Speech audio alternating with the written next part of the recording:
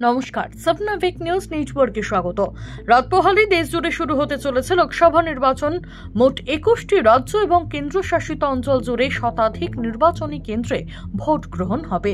পশ্চিমবঙ্গে লোকসভা ভোট শুরু হতে চলেছে প্রথম দফা থেকেই। রাজ্যে আগামীকাল ভোট রয়েছে আলিপুরদুয়ার, জলপাইগুড়ি ও কোচবিহারে। নির্বাচনের প্রাককালে ফের নতুন করে উত্তেজনা ছড়ালো দিনহাটা বিধানসভার ডিসিআর কেন্দ্রে। টাকা না দিলে ভোট নিতে যাব না, এই বলে বিক্ষোভ দেখালেন ভোট কর্মীরা। শুধুমাত্র সেই ইউনিটটি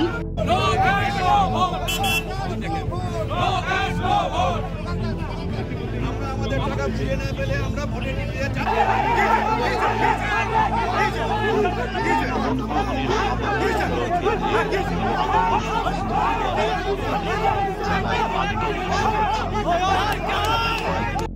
আমাদের টাকা বুঝে না পেলে আমরা ভোটে দিতে যাচ্ছি না, যাব না।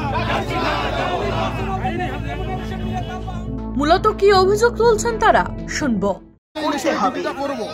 আমাদের 14 তারিখে একটা মেসেজ দেওয়া ছিল যে আমরা এই ডিউটি পারপাসে যে টাকাটা পাবো সেটা 15 তারিখের মধ্যে যদি কারো অ্যাকাউন্টে যদি ক্লিয়ার না হয় তাহলে ডিএম অফিসে যোগাযোগ করতে হবে। সেই অনুযায়ী আমরা নিজে কালকে ডিএম অফিসে গিয়েছিলাম, ওখানে বলে দিয়েছিল যে কালকে সকালের মধ্যে যদি না ঢোকে তাহলে ক্যাশ আপনার ডিসিআরসি থেকে ক্যাশ পেয়ে যাবেন। কিন্তু এখানে এসে দেখা গেল যে কোনো সিস্টেমেই নেই। কত টাকা করে পাওয়ার কথা?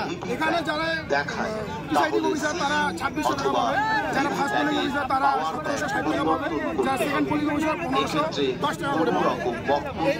কতজন আছে যে টাকা পান? প্রচুর।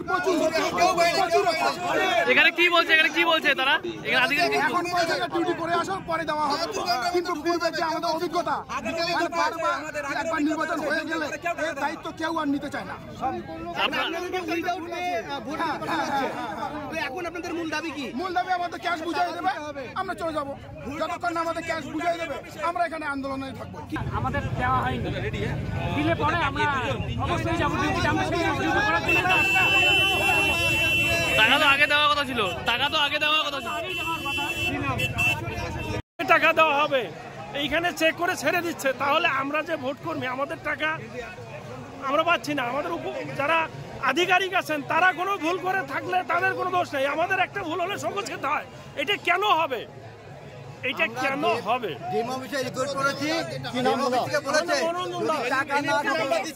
নাম্বার না দিয়ে ক্যাশ না দিয়ে এনএফটি নাম্বার দিচ্ছে, আমরা আমরা কিন্তু কোনো রকম আমরা ডিসিআরসি থেকে কোনো মাল আমরা তুলবো না। এই রেমুনেশনটা আমাদের কোনো ব্যাপার না, এটা কিন্তু আমাদের কোনো সম্মানার্থে এই রেমুনেশনটা নিয়ে ওরা যে খেলছে। দেখেন স্টেটমেন্টে দেখি আমরা 18 তারিখ 9:57 স্টেটমেন্ট, কোনো টাকা ঢোকেনি এখনো। আজকে 18 তারিখ, টাইম দেওয়া আছে 9:57। এখন 1 পয়সা ঢোকেনি, ওরা বলছে টাকা ঢুকে গেছে। দেখেন ভালো করে দেখেন এই সমস্ত হ্যারাসমেন্ট কিসের জন্য? এটা আমরা সদস্য চাই। ইতিমধ্যেই শুরু হয়ে গিয়েছে প্রথম দফার নির্বাচনের প্রক্রিয়াকরণ। সমস্যা মিটিয়ে ডিসিআর সেন্টার থেকে নিজেদের মতো করে প্রয়োজনীয় ভোট সামগ্রী গুছিয়ে নিয়ে বুথ কেন্দ্রে রওনা দিচ্ছেন ভোট কর্মীরা। কোচবিহার জেলা প্রশাসন সূত্রে জানানো হয়েছে, প্রতিটি বুথ কেন্দ্রেই থাকছে পর্যাপ্ত পরিমাণে রাজ্য পুলিশ এবং কেন্দ্রীয় বাহিনীর জওয়ানরা।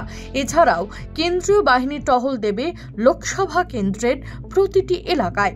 নিরাপত্তার বলয়ের মধ্যে থাকলেও নিজেদের কতটা সুরক্ষিত মনে করছেন ভোট কর্মীরা, শুনবো। বাহিনী যদি থাকে তাহলে তো অবশ্যই মনে একটা আলাদা জোর আছে। সেক্ষেত্রে যেমন পঞ্চায়েত ভোটে কেন্দ্রীয় বাহিনী সবসময় থাকে না, হ্যাঁ, তো পর্যাপ্ত সুরক্ষার অভাবে আমাদের একটু নিরাপত্তার অভাব বোধ হয়।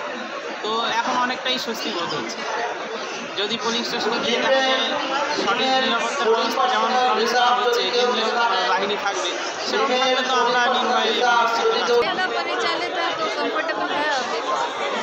बूथ में जाने के बाद ही पता चलेगा, तो अभी आपको पहले से थोड़ी ना पता चलेगा। आप कौन सी बूथ में है अभी? अभी तो हम नटाबाड़ी के अंदर।